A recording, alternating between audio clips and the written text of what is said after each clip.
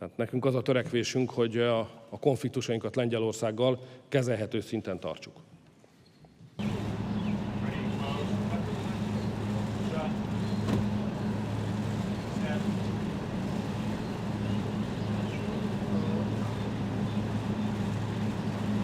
As Donald Trump's second term gets underway, he has a possible role model more than 4,000 miles to the east.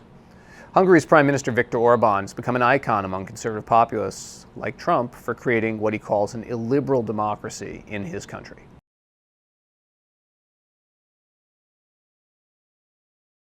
After coming to power in 2010 with a two-thirds majority in parliament, Hungarian Prime Minister Viktor Orbán and his Fidesz party set about fundamentally transforming the constitutional structure of the country.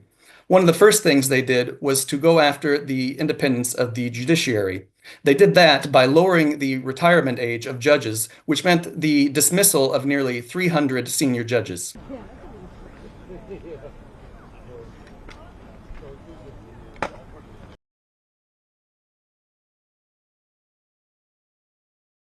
One of Trump's top priorities has been the judiciary. He's already appointed 1/3 of the U.S. Supreme Court and hundreds of federal judges, and now he's in a position to appoint even more.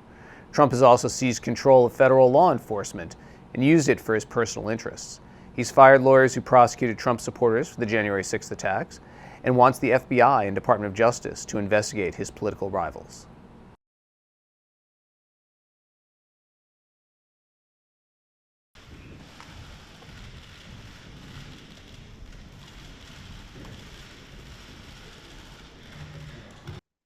One of the things that Prime Minister Orbán is best known for around the world is his capture of Hungary's independent media.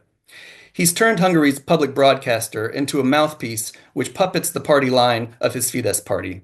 Additionally, well-connected oligarchs in Hungary have been able to purchase up to 80% of market resources in the commercial media market.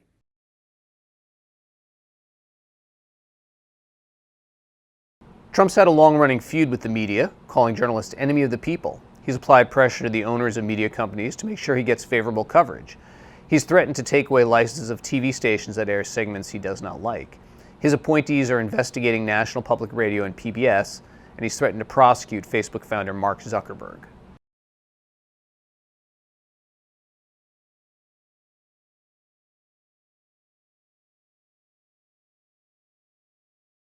Orbán has pursued a foreign policy that he calls Eastern Opening, which entails greater political and trade relationships with countries to Hungary's east, including Russia and China.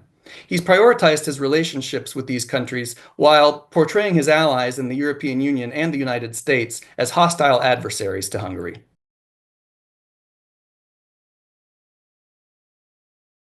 Trump speaks warmly about authoritarian leaders. He's praised North Korea's Kim Jong-un and, most notoriously, Russia's Vladimir Putin.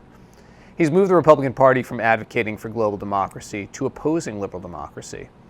In that, he's quite similar to Orbán, of whom he said, quote, "Sometimes you need a strong man."